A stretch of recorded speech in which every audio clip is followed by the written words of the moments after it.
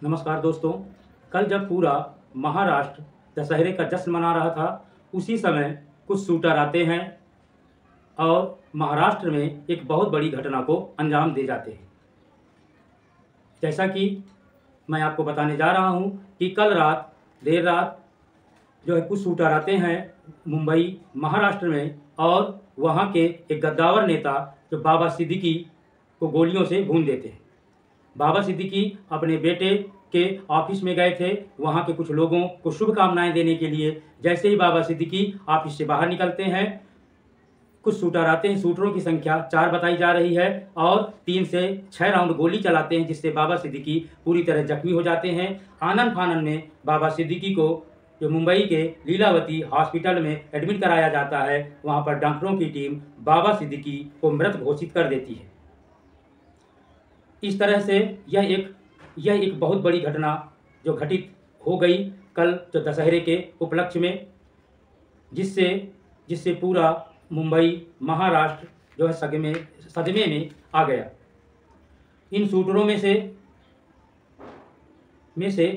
2 shooter Bahraich के बताए जा रहे हैं जो यूपी से संबंधित हैं। एक शूटर आपका कैथल का है, यानी 3 शूटरों में से एक शूटर कैथल का है। 2 शूटर जो बहराइच के हैं।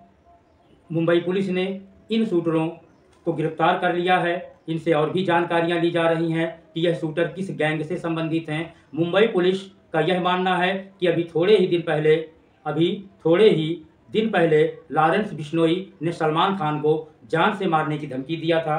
तो मुंबई पुलिस का ऐसा मानना है कि हो सकता है लॉरेंस बिश्नोई के ही गैंग के ये शूटर हों और इन शूटरों ने बहुत बड़ी घटना को अंजाम दे दिया। बाबा सिद्दीकी का जन्म 13 सितंबर सन 1958 को पटना में हुआ था। बाबा सिद्दीकी एक बहुत ही जो सोशल यानी सामाजिक और राजनैतिक दोनों स्थानों पर अपना एक विशेष मुकाम रखते थे। बाबा सिद्दीकी सन 2004 यानी 1999, 2004 और 2009 में जो विधायक भी रह चुके हैं। 2004 से 2008 तक जो महाराष्ट्र में विलासराव देशमुख जी मुख्यमंत्री थे, उनकी सरकार में यह मंत्री भी रह चुके हैं। बाबा सिद्दीकी की पहुंच जो बॉलीवुड तक भी थी। यह अक्सर इफ्तार पार्टी जो देते थे, जिसमें बड़े बड़े मंत्री, जो बड़े बड़े राजनेता और फिल्मी दुनिया के सुपरस्टार भी पहुंचते थे। ऐसा कहा जाता है कि जब सलमान खान और शाहरुख खान के बीच में कुछ मनमुटाव चल रहा था, तो बाबा सिद्दीकी ही बीच में आए थे। इफ्तार पार्टी में दोनों को बुलाया और दोनों में फिर से मित्रता कराई। बाबा सिद्दीकी एक बहुत ही पहुंची हुई हस्ती थे। इतनी बड़ी हस्ती को अचानक से, वो भी जो विजयदशमी अर्थात दशहरे के दिन कुछ शूटरों के द्वारा रोड पर गोलियों से छलनी कर देना, यह बात जब से पूरे मुंबई या महाराष्ट्र में फैली है, तो पूरे मुंबई और जो महाराष्ट्र में एक शोक की लहर दौड़ गई है। हर समाज, हर तबके का व्यक्ति जो सदमे में है कि आखिर ऐसा जो कैसे हुआ, इसके पीछे किसका हाथ हो सकता है।